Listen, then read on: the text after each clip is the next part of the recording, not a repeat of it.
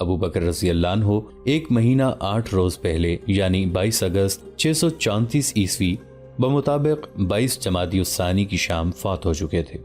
قاصد پیغام لے کر جا چکا تھا۔ ابو عبیدہ رضی اللہ عنہ خالد رضی اللہ عنہ کے خیمے میں داخل ہوئے۔ خالد رضی اللہ عنہ فتح اور نصرت کی خوشی سے اچھل کر اٹھے اور دمشق مبارک ہو کا نعرہ لگا کر ابو عبیدہ رضی اللہ عنہ کے گلے لگ گئے۔ ابو عبیدہ رضی اللہ عنہ کا انداز اور رویہ سرد سا تھا۔ خالد رضی اللہ عنہ پیچھے ہٹ گئے۔ حضرت ابو عبیدہ رضی اللہ عنہ کی آنکھوں میں آنسو تھے۔ واللہ یہ آنسو خوشی کے ہی ہو سکتے ہیں۔ خالد رضی اللہ عنہ نے کہا، نہیں ابن الولید۔ ابو عبیدہ رضی اللہ عنہ نے غمناک لہجے میں کہا، خلیفۃ الرسول ابو بکر رضی اللہ عنہ فوت ہو گئے ہیں اور اب عمر رضی اللہ عنہ بن الخطاب خلیفہ ہیں۔ ابو بکر رضی اللہ عنہ کب فوت ہوئے؟ خالد رضی اللہ عنہ نے پوچھا۔ 22 جمادی الثانی کی شام۔ ہمیں اطلاع اتنے دنوں بعد کیوں دی گئی؟ خالد رضی اللہ عنہ نے پوچھا۔ کیا قاصد کو یہاں تک پہنچتے 1 مہینے سے؟ قاصد تو جلدی ہی آ گیا تھا۔ ابو عبیدہ رضی اللہ عنہ نے خالد رضی اللہ عنہ کی بات کاٹتے ہوئے کہا، قاصد آیا تو اس نے دیکھا کہ ہم نے دمشق کو محاصرے میں لے رکھا ہے، تو اس نے اس خیال سے یہ پیغام ہمیں نہ دیا کہ خلیفۃ الرسول کی وفات کی اطلاع کا محاصرے پر بہت برا اثر پڑے گا۔ اس نے مجھے اتنا ہی پیغام دیا کہ مدینہ میں خیریت ہے اور کمک آ رہی ہے۔ اس نے یہ مراسلہ مجھے 2 روز بعد دیا۔ پھر میں نے یہ جان کا اطلاع روک لی کہ دمشق کا فیصلہ ہو جائے تو تجھے اور لشکر کو یہ خبر سنا دوں۔ خالد رضی اللہ عنہ پر تو سکتے کی کیفیت طاری ہو گئی تھی، جیسے وہ دنیا سے لا تعلق ہو گئے تھے۔ خلیفہ عمر رضی اللہ عنہ کا ایک حکم نامہ بھی آیا ہے۔ ابو عبیدہ رضی اللہ عنہ نے بوجھل سی آواز میں کہا، یہ بھی میں نے دمشق کی جنگ ختم ہونے کے بعد تجھ تک پہنچانا بہتر سمجھا۔ ابو عبیدہ رضی اللہ عنہ نے پیغام خالد بن ولید کو دے دیا۔ خالد رضی اللہ عنہ نے پیغام پڑھا۔ ان کے ہونٹوں پر ہلکی سی مسکراہٹ آ گئی۔ اس مسکراہٹ میں مسرت نہیں تھی، یہ ملول اور رنجیدہ مسکراہٹ تھی۔ اللہ کی رحمت ہو ابو بکر رضی اللہ عنہ پر۔ خالد رضی اللہ عنہ نے آہ بھر کر کہا، ابو بکر رضی اللہ عنہ زندہ رہتے تو میں اس انجام کو نہ پہنچتا۔ خالد رضی اللہ عنہ بن ولید کی معزولی حضرت عمر رضی اللہ عنہ کا ایک اور جرأت مندانہ فیصلہ تھا۔ اس سے پہلے ان کا ایسا ہی ایک فیصلہ یہ تھا کہ مرتدین جن کے رشتہ داروں کو غلام اور لونڈیاں بنا کے رکھا گیا ہے ان سب کو آزاد کر کے ان کے گھروں کو بھیج دیا جائے۔ ہم پہلے بیان کر چکے ہیں کہ غلام اور لونڈیاں خلیفۃ الرسول حضرت ابو بکر رضی اللہ عنہ کے حکم سے رکھی گئی تھیں۔ لوگوں نے حضرت عمر رضی اللہ عنہ کے فیصلے پر اعتراض کیا تھا، بعض نے احتجاج بھی کیا، لیکن حضرت عمر رضی اللہ عنہ اس حکم پر بہت مضبوط دلائل رکھتے تھے، لہٰذا انہوں نے اپنا فیصلہ منوا لیا۔ چند دنوں بعد ہی لوگوں نے دیکھ لیا کہ عمر رضی اللہ عنہ کے اس فیصلے کے کتنے خوشگوار نتائج سامنے آئے تھے۔ وہ اس طرح کے سالار مثنہ بن حارثہ عراق کے محاذ پر مجاہدین کی کمی پوری کرنے کے لیے کمک لینے مدینہ آئے تھے، مگر ہر کوئی جانے سے ہچکچا رہا تھا۔ آخر ابو عبید اٹھے اور محاذ پر جانے کا اعلان کیا۔ ان کے بعد رضاکار سامنے آنے لگے تو دیکھتے ہی دیکھتے ان کی تعداد 1000 ہو گئی۔ یہ تعداد کافی نہیں تھی۔ آگے چل کر تفصیل سے ذکر ہوگا کہ جن مرتدین کے عزیزوں کو غلامی سے آزاد کیا گیا تھا وہ حضرت عمر رضی اللہ عنہ کے اس فیصلے سے اتنے متاثر ہوئے کہ وہ بھی سچے دل سے مسلمان ہو کر کمک میں شامل ہو گئے اور محاذ پر چلے گئے۔ تب مسلمانوں کو احساس ہوا کہ حضرت عمر رضی اللہ عنہ کا فیصلہ کس قدر دورست نتائج کا حامل تھا۔ خالد رضی اللہ عنہ بن ولید کی معزولی کا فیصلہ ایسا تھا کہ بیشتر لوگوں نے اسے پسند نہ کیا۔ سب جانتے تھے کہ خالد رضی اللہ عنہ بن ولید کو سیف اللہ کا خطاب رسول اللہ صلی اللہ علیہ وآلہ وسلم نے دیا تھا اور آپ صلی اللہ علیہ وآلہ وسلم نے یہ خطاب بلا جواز نہیں دیا تھا۔ خالد رضی اللہ عنہ واقعی اللہ کی تلوار تھے۔ رومیوں کو ہر میدان میں شکست دینے والے خالد رضی اللہ عنہ ہی تھے۔ حضرت عمر رضی اللہ عنہ بھی تسلیم کرتے تھے کہ خالد رضی اللہ عنہ نہ ہوتے تو رومیوں کو جو اس وقت بہت بڑی قوت ہے شکست نہ دی جا سکتی۔ اس کے ساتھ یہ مشکل بھی پیدا ہو گئی کہ محاذ پر مسلمانوں کی پوزیشن کمزور ہو گئی۔ اس صورتحال کو سنبھالنے کی اہلیت خالد رضی اللہ عنہ بن ولید میں ہی تھی۔ یہ کمزوری ابو عبیدہ رضی اللہ عنہ کی ایک غلطی سے پیدا ہوئی تھی، لیکن حضرت عمر رضی اللہ عنہ نے خالد رضی اللہ عنہ بن ولید کو اس طرح سپہ سالاری سے معزول کیا کہ انہیں ان کے ایک ماتحت سالار ابو عبیدہ رضی اللہ عنہ کو سپہ سالار بنا کر خالد رضی اللہ عنہ کو ان کے ماتحت کر دیا۔ زیادہ تر لوگ یہ رائے دیتے تھے کہ خالد رضی اللہ عنہ کی پہم فتوحات اور لوگوں میں ان کی مقبولیت کو دیکھتے ہوئے عمر رضی اللہ عنہ خدشہ محسوس کرنے لگے تھے کہ خالد رضی اللہ عنہ بن ولید مفتوحہ علاقوں کے حکمران نہ بن بیٹھیں۔ لوگ یہ بھی کہتے تھے کہ عمر رضی اللہ عنہ اور خالد رضی اللہ عنہ کے درمیان پرانے اختلافات موجود تھے۔ ایک واقعہ تو سب کو یاد تھا، مرتدین کے خلاف جنگ میں خالد رضی اللہ عنہ بن ولید نے غیر معمولی کامیابیاں حاصل کی تھیں۔ ان کا ایک مارکہ مرتدین کے ایک سردار مالک بن نویرہ سے ہوا تھا۔ مرتدین نے جم کر مقابلہ کیا، لیکن خالد رضی اللہ عنہ کی جارحانہ قیادت اور مجاہدین کی بے جگری کے سامنے مرتدین ٹھہر نہ سکے۔ ان کا سردار اور سالار مالک بن نویرہ گرفتار ہوا۔ خالد رضی اللہ عنہ نے اسے قتل کروا دیا۔ مالک بن نویرہ کی ایک بیوی جوان اور غیر معمولی طور پر حسین تھی۔ حضرت خالد رضی اللہ عنہ بن ولید نے اس کے ساتھ شادی کر لی۔ اس جوان عورت کا نام لیلا تھا۔ اس شادی کی خبر مدینہ پہنچی تو حضرت عمر رضی اللہ عنہ کو بہت غصہ آیا۔ اس وقت خلیفہ حضرت ابو بکر رضی اللہ عنہ تھے۔ مدینہ میں خبر یہ پہنچی کہ خالد رضی اللہ عنہ نے مالک بن نویرہ کو اس کی حسین و جمیل بیوی لیلا کے ساتھ شادی کرنے کے لیے قتل کیا ہے۔ حضرت عمر رضی اللہ عنہ نے خلیفہ ابو بکر رضی اللہ عنہ سے کہا کہ خالد رضی اللہ عنہ کو معزول کر کے واپس مدینہ بلا لیا جائے۔ ابو بکر رضی اللہ عنہ نہیں مانے تھے۔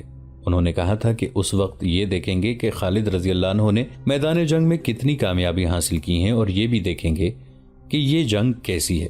یہ فتنہ ارتداد کی سرکوبی کی جنگ ہے۔ ان مرتدین نے مسلمان ہو کر اسلام سے انحراف کیا اور انہوں نے اپنے نبی کھڑے کر دیے۔ خالد رضی اللہ عنہ نے اس جہاد میں ایسی کامیابیاں حاصل کی ہیں کہ اس نے ایک شادی کر لی ہے تو اسے معاف کیا جا سکتا ہے۔ حضرت عمر رضی اللہ عنہ کی تشفی نہ ہوئی، وہ خاموش تو ہو گئے لیکن ان کے دل میں خالد رضی اللہ عنہ کے خلاف ناراضگی قائم رہی۔ حقیقت یہ تھی کہ مالک بن نویرہ نے اسلام قبول کر لیا تھا، وہ اپنے قبیلے کا سردار تھا، یہ تمام قبیلہ مسلمان ہو گیا تھا۔ رسول اللہ صلی اللہ علیہ وآلہ وسلم رحلت فرما گئے تو مالک بن نویرہ نے لوگوں سے وصول کی ہوئی زکوٰۃ اور محصولات کی رقم مدینہ بھیجنے کی بجائے لوگوں کو واپس کر دی اور سب کو اسلام کے خلاف بغاوت پر آمادہ کر لیا۔ اس کے علاوہ مرتدین میں سے ایک عورت سجاح نے نبوت کا دعویٰ کیا تو مالک بن نویرہ نے نہ صرف یہ کہ اس کی نبوت کو تسلیم کیا بلکہ اپنے قبیلے اور اپنے زیر اثر دوسرے قبیلوں سے کہا کہ وہ سجاح کو نبی تسلیم کریں۔ یہ عورت عراق کے رہنے والے الحارث کی بیٹی تھی، اسے ام صادرہ بھی کہا جاتا تھا۔ مالک بن نویرہ کا سب سے بڑا جرم تو یہ تھا کہ اس کے علاقے میں مسلمانوں کی جو بستیاں تھیں انہیں نذر آتش کر دیا گیا تھا۔ مورخوں کی تحریروں کے مطابق خالد رضی اللہ عنہ بن ولید نے اسے شکست دے کر گرفتار کر لیا اور اس کے یہ تمام جرائم اس کے آگے رکھے۔ اس نے ان تمام جرائم کا اعتراف کیا۔ تب خالد رضی اللہ عنہ نے اسے کہا کہ وہ ایسے آدمی کو معاف نہیں کر سکتے جس نے مسلمانوں کو قتل کیا اور ان کی بستیاں جلائی ہوں۔ مالک بن نویرہ کو قتل کر کے خالد رضی اللہ عنہ نے اس کی بیوی لیلا کو لونڈی بنانے کی بجائے اسے بیوی بنا لیا۔ خلیفہ ابو بکر رضی اللہ عنہ نے تو خالد رضی اللہ عنہ بن ولید کی اس شادی کو جرم نہیں سمجھا، لیکن عمر رضی اللہ عنہ نے اسے معاف نہیں کیا تھا۔ یہ شادی دسمبر 632 عیسوی میں ہوئی تھی۔ اب اگست 634 عیسوی کے آخری دنوں میں عمر رضی اللہ عنہ انہیں معزول کر رہے تھے۔ مبصر لکھتے ہیں کہ تسلیم نہیں کیا جا سکتا کہ 2 سال پرانے ایک واقعے کو بہانہ بنا کر حضرت عمر رضی اللہ عنہ جیسے مدبر اور دور اندیش خلیفہ نے حضرت خالد رضی اللہ عنہ بن ولید جیسے تاریخ ساز جرنیل کو معزول کر دیا ہو۔ حقیقت یہ تھی کہ خالد رضی اللہ عنہ اپنے قبیلے کے سردار کے فرزند تھے۔ یہ امیر کبیر خاندان تھا، وہ خوش ذوق، خوش طبع اور زندہ مزاج تھے۔ خالد رضی اللہ عنہ نے غربت نہیں خوشحالی دیکھی تھی۔ انعام و کرام دینے میں ان کی کشادہ ظرفی اور سخاوت مشہور تھی، اور یہی ایک وجہ تھی جس سے عمر رضی اللہ عنہ خالد رضی اللہ عنہ سے شاکی رہتے تھے۔ خالد رضی اللہ عنہ کی معزولی پر حضرت عمر رضی اللہ عنہ پر بہت سے لوگوں نے اعتراض کیے تھے۔ حضرت عمر رضی اللہ عنہ نے آخر ایک خطبے میں اپنے فیصلے کی وضاحت ان الفاظ میں کی۔ یہ وضاحت تاریخ کے ریکارڈ میں محفوظ ہے۔ میں اللہ اور امت رسول اللہ صلی اللہ علیہ وآلہ وسلم کے سامنے اپنے اعمال کا جواب دہ ہوں۔ میں نے خالد بن ولید کو ذاتی رنجش یا کسی بے بنیاد الزام پر معزول نہیں کیا۔ خالد امیر خاندان کا فرد ہے، اس نے امیرانہ ماحول میں پرورش پائی ہے، اس لیے ابھی تک اس کی عادتیں امیروں جیسی ہیں۔ وہ شاعروں کو انعام دیتا ہے، رقمیں ضائع کرتا ہے۔ یہ رقمیں بیت المال میں آنی چاہیے یا حاجت مند گھروں میں جانی چاہیے۔ وہ پہلوانوں، شہسواروں اور تیغزنوں کو بھی انعام دیتا ہے۔ مجھے ابو بکر رضی اللہ عنہ کے دور خلافت میں بتایا گیا تھا کہ خالد رضی اللہ عنہ نے ایک شاعر اشعث بن قیس کو 10,000 درہم انعام دیا ہے۔ اگر اس نے یہ رقم مال غنیمت سے دی ہے تو یہ مجرمانہ خیانت ہے، اور اگر اس نے اپنے حصے میں سے یہ انعام دیا ہے تو یہ مجرمانہ اسراف ہے۔ کیا اسلام اس اسراف کی اجازت دیتا ہے؟ میں خلیفۃ الرسول ابو بکر رضی اللہ عنہ کو جو مشورے دیا کرتا تھا ان پر میں خود عمل کیوں نہ کروں؟ خالد رضی اللہ عنہ کی معزولی کا فیصلہ صحیح تھا یا غلط، یہ الگ بحث ہے۔ اس فیصلے سے حضرت عمر رضی اللہ عنہ کی اخلاقی جرات اور اصول پسندی کھل کر سامنے آ جاتی ہے۔ عمر رضی اللہ عنہ نے بڑے ہی نازک وقت میں بہت بڑا خطرہ مول لیا تھا۔ محاذوں پر لڑنے والے مجاہدین میں غم و غصہ پیدا ہو سکتا تھا، اور ہوا بھی۔ لشکروں میں خالد رضی اللہ عنہ کی مقبولیت پیر و مرشد جیسی تھی۔ مجاہدین کے لڑنے کا جذبہ متاثر ہو سکتا تھا۔ اس کا انحصار اس پر تھا کہ خالد رضی اللہ عنہ کا رد عمل کیا تھا۔ مجاہدین خالد رضی اللہ عنہ کا رد عمل دیکھنے کے منتظر تھے۔ سب سے زیادہ پریشان ابو عبیدہ رضی اللہ عنہ بن الجراح تھے، جنہیں خالد رضی اللہ عنہ بن ولید کی جگہ سپہ سالار بنایا گیا تھا۔ رومیوں کے خلاف جنگ کی صورتحال تھی تو سالاروں کے قابو میں رومیوں کو ہر میدان اور ہر محاذ پر شکست دی جا چکی تھی۔ دمشق فتح ہو چکا تھا، لیکن رومی کوئی معمولی جنگجو نہیں تھے کہ وہ ان چند ایک شکستوں سے دل برداشتہ ہو کر اپنے مقبوضات مسلمانوں کے حوالے کر کے بھاگ جاتے۔ وہ اس دور کی ایک ہیبت ناک جنگی طاقت تھے۔ وہ اپنی افواج کو اکٹھا کر کے مسلمانوں کو نیست و نابود کرنے کے لیے تیار تھے۔ سب جانتے تھے کہ رومیوں کے پاؤں اکھاڑنے کی جو اہلیت خالد رضی اللہ عنہ بن ولید میں ہے، وہ دوسرے سالاروں میں نہیں۔ یہ برابر کے مقابلے کی جنگ نہیں تھی۔ مسلمان جذبے کے زور پر لڑ رہے تھے اور ان کے مد مقابل ہتھیار بہتر تھے۔ گھوڑے کئی گنا زیادہ تھے اور نفری کہیں 5 گنا زیادہ تھی اور کہیں 8 گنا بھی۔ یہ جذبے اور جنگی طاقت کا مقابلہ تھا۔ قلیل نفری سے کثیر تعداد دشمن سے لڑنے اور اس کے پاؤں اکھاڑنے کی صلاحیت خالد رضی اللہ عنہ میں ہی تھی۔ تمام سالار اور مجاہدین یہ سوچ سوچ کر پریشان ہو رہے تھے کہ خالد رضی اللہ عنہ اپنی معزولی کے خلاف احتجاجاً محاذ سے نکل گئے تو مسلمانوں کا انجام اچھا نہیں ہوگا۔ محاذ پہلے ہی کمک کی ضرورت محسوس کر رہا تھا اور مثنہ بن حارثہ کمک لینے کے لیے مدینہ گئے ہوئے تھے۔ ابو عبیدہ رضی اللہ عنہ تجربہ کار سالار تھے، زاہد اور پارسا تھے۔ انہیں امین الامت کہا جاتا تھا۔ جنگ کے میدان میں ان کی قیادت اور جارحیت قابل داد تھی۔ دشمن کو وہ مصیبت میں ڈال دیا کرتے تھے، لیکن سپہ سالاری کے جو جوہر خالد رضی اللہ عنہ میں تھے وہ ابو عبیدہ رضی اللہ عنہ میں ذرا کم تھے۔ خالد رضی اللہ عنہ کا رد عمل معلوم کرنے کے لیے ایک واقعے کا بیان کافی ہوگا۔ اس سے یہ بھی معلوم ہو جائے گا کہ ابو عبیدہ رضی اللہ عنہ اور خالد رضی اللہ عنہ کی فہم و فراست میں کچھ فرق تھا یا نہیں۔ واقعہ یوں ہے کہ دمشق کی فتح کے بعد نئے سپہ سالار ابو عبیدہ رضی اللہ عنہ نے مجاہدین کے لشکر کو کچھ دن آرام دینا چاہا۔ رومی جوابی حملے کے لیے تیاری کر رہے تھے۔ خالد رضی اللہ عنہ کی معزولی کے 6-7 روز بعد ایک اجنبی ابو عبیدہ رضی اللہ عنہ سے ملنے آیا اور اپنے متعلق بتایا کہ وہ عیسائی ہے اور راز کی ایک بات بتانے آیا ہے۔ ابو عبیدہ رضی اللہ عنہ نے اسے بٹھا لیا۔ یہاں سے کچھ دور ایک قصبہ ابو القدس ہے، اجنبی عیسائی نے کہا۔ وہاں ہر سال میلہ لگا کرتا ہے۔ 2 روز بعد میلہ لگے گا۔ دور دور کے تاجر اپنا مال بیچنے کے لیے لائیں گے۔ اس مال میں سونے چاندی کے زیورات بھی ہوں گے، ہیرے جواہرات اور قیمتی پتھر بھی ہوں گے۔ اس کے علاوہ جن اشیاء کی دکانیں لگی ہیں وہ بہت ہی قیمتی اشیاء ہوں گی۔ میلے میں جو خریدار آئیں گے وہ ہر سال کی طرح بڑے ہی دولت مند لوگ ہوں گے۔ یہ رومیوں کا میلہ ہے اور رومیوں سے آپ کی دشمنی اور جنگ ہے۔ 3-4 روز بعد آپ اچانک میلے پر چھاپا ماریں اور یہ سب مال و دولت آپ کا مال غنیمت ہوگا۔ اتنا قیمتی مال غنیمت آپ کو 10 قلعوں سے بھی نہیں مل سکتا۔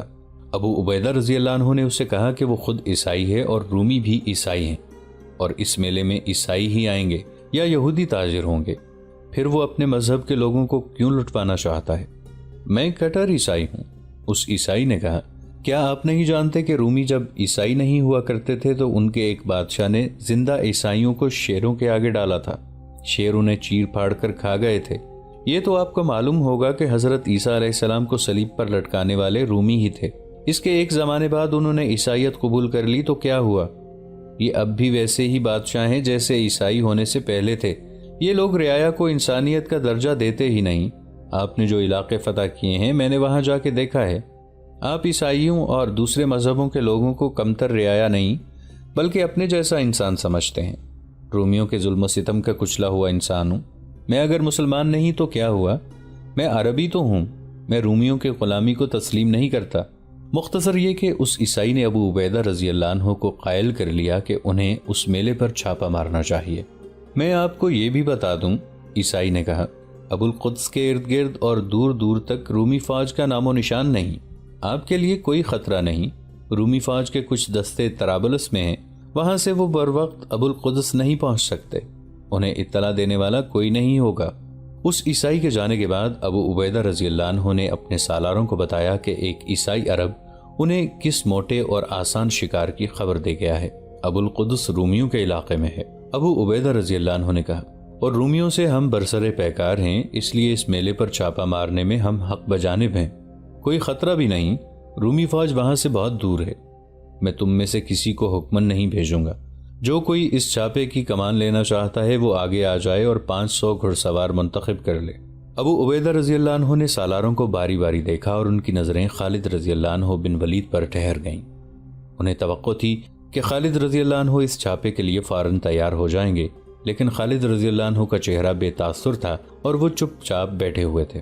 ابو عبیدہ رضی اللہ عنہ کی نظریں ان کے چہرے پر جمی رہیں۔ خالد رضی اللہ عنہ نے منہ پھیر لیا، ظاہر ہے کہ یہ سپہ سالاری سے معزولی کا رد عمل تھا۔ خالد رضی اللہ عنہ کا چھاپا مار دستے کے ساتھ نہ جانا الگ بات تھی، انہوں نے ابو عبیدہ رضی اللہ عنہ سے اتنا بھی نہ کہا کہ انہیں اس میلے پر چھاپا مارنا چاہیے بھی یا نہیں۔ سب سالار خاموش رہے۔ میں جاؤں گا، ایک آواز اٹھی۔ سب نے ادھر دیکھا، وہ ایک نوجوان تھا جس کے چہرے پر داڑھی ابھی آئی ہی نہیں تھی۔ تو ابھی کم سن اور ناتجربہ کار ہے ابن جعفر، ابو عبیدہ رضی اللہ عنہ نے کہا۔ ابو عبیدہ رضی اللہ عنہ نے ایک بار خالد رضی اللہ عنہ کی طرف دیکھا، لیکن وہ یوں چپ بیٹھے تھے جیسے اس کام کے ساتھ ان کا کوئی تعلق ہی نہ ہو۔ میں گھر سے یہاں سیر و تفریح کے لیے تو نہیں آیا، اس نوجوان نے کہا، مجھ پر اپنے شہید باپ کا قرض ہے۔ آپ سب کو معلوم ہے کہ میرا باپ کس لڑائی میں شہید ہوا تھا، میں نے اس کے خون کا قرض اتارنا ہے۔ میں کم عمر ہوں تو کیا ہوا، خدا کی قسم بزدل نہیں ہوں، اور میں تجربہ کار نہیں مگر اناڑی بھی نہیں، میرا حوصلہ نہ توڑیں، میں بہت کچھ سیکھ کر آیا ہوں۔ آپ کہتے ہیں کہ وہاں رومی فوج ہے ہی نہیں تو میرے لیے آپ کو پریشان نہیں ہونا چاہیے۔ ہاں ابن جعفر، ابو عبیدہ رضی اللہ عنہ نے کہا، میں تیرا حوصلہ نہیں توڑوں گا، میں تجھے 500 چنے ہوئے سوار دیتا ہوں، ان کی کمان تیرے ہاتھ میں ہوگی۔ ایک نوجوان کو 500 گھوڑوں کی کمان دینا بظاہر دانش مندی نہیں تھی، لیکن یہ نوجوان کوئی عام سا نوجوان نہیں تھا۔ اس کا نام عبداللہ بن جعفر تھا اور وہ رسول اللہ صلی اللہ علیہ وآلہ وسلم کے چچا زاد بھائی جعفر رضی اللہ عنہ کا بیٹا تھا۔ جعفر رضی اللہ عنہ موتا کی لڑائی میں شہید ہو گئے تھے۔ عبداللہ بن جعفر رضی اللہ عنہ ابو القدس جانے کی تیاری کرنے لگا۔ چھاپا 3 روز بعد مارنا تھا۔ 3-4 دنوں بعد نوجوان عبداللہ 500 چنے ہوئے گھڑ سواروں کے ساتھ ابو القدس کو رخصت ہوا۔ اس کے ساتھ مشہور و معروف جانباز مجاہد اور رسالت کے شیدائی حضرت ابو ذر غفاری رضی اللہ عنہ بھی تھے۔ یہ دستہ 14 اکتوبر 634 عیسوی کی رات روانہ ہوا تھا۔ شعبان کی 15 تاریخ تھی، چاند پورا تھا، صحرا کی چاندنی بڑی ہی شفاف تھی۔ اس چھاپا مار دستے نے رات ہی رات سفر طے کر لیا۔ صبح طلوع ہو رہی تھی جب یہ دستہ ابو القدس کے مضافات میں پہنچ گیا۔ عبداللہ اور ابو ذر غفاری رضی اللہ عنہم نے دستے کو اس انتظار میں دور ہی روک لیا کہ میلے کی دکانیں کھل جائیں۔ میلہ تو خیموں، شامیانوں اور قناتوں کا ایک خوبصورت گاؤں تھا۔ دکانیں کھلیں تو اندازہ ہوا کہ مال کس قدر قیمتی ہے۔ سورج ذرا اوپر آنے تک میلہ انسانوں سے بھر گیا۔ عبداللہ بن جعفر نے سواروں کو حکم دیا کہ میلے کو گھیرے میں لے لیا جائے۔ 500 سواروں نے گھوڑوں کو ایڑیں لگا دیں اور میلے کو نرغے میں لینے لگے۔ اچانک کم و بیش 5000 رومی گھڑ سوار کہیں سے نکل آئے۔ وہ صحرائی آندھی کی مانند آئے اور پھیل کر مسلمان سواروں کو گھیرے میں لے لیا۔ کہاں 5000 اور کہاں 500، وہ بھی گھیرے میں آئے ہوئے۔ مجاہدین گھیرے سے نکلنے کے لیے گھوڑے ادھر ادھر دوڑانے لگے، لیکن ہر طرف رومی سواروں کی تہ در تہ دیوار کھڑی تھی جو انہیں روک لیتی۔ مسلمان ہر محض پر قلیل تعداد میں لڑے ہیں۔ 10,000 مجاہدین نے 1 لاکھ کفار کا مقابلہ کیا ہے، لیکن اس صورت میں کہ وہ جنگی ترتیب میں سالاروں کی ہدایت پر لڑتے تھے، مگر یہاں وہ اچانک اور غیر متوقع گھیرے میں آ گئے۔ مورخ واقدی اور بلازری لکھتے ہیں کہ ان 500 مجاہدین نے بھاگنے کی کوشش ترک کر کے دو بدو مقابلہ شروع کر دیا۔ مجاہدین انفرادی طور پر لڑ رہے تھے، یہ تو زندگی اور موت کا معرکہ تھا۔ مجاہدین بے جگری سے لڑے، مگر ناممکن تھا کہ ایک ایک سوار 10 سواروں کا مقابلہ کرتا اور زندہ نکل آتا۔ مقابلہ تو انہوں نے کیا اور خوب کیا، اور رومیوں کی تلواروں اور برچھیوں سے کٹتے چلے گئے۔ مجاہدین پھیل گئے اور اپنے آپ کو بچانے کی کوشش کرتے رہے۔ دوستو، آج کے لیے اتنا ہی۔ اسی کہانی کی اگلی قسط کے ساتھ بہت جلد حاضر ہوں گے۔ نیچے کامنٹ سیکشن میں اپنی رائے کا اظہار ضرور کیجیے گا۔ ہمارے اس چینل کو سبسکرائب کر کے نیچے موجود بیل آئیکن کو بھی ضرور کلک کیجیے گا۔ اگلی ملاقات تک کے لیے ہمارا اور آپ کا اللہ نگہبان۔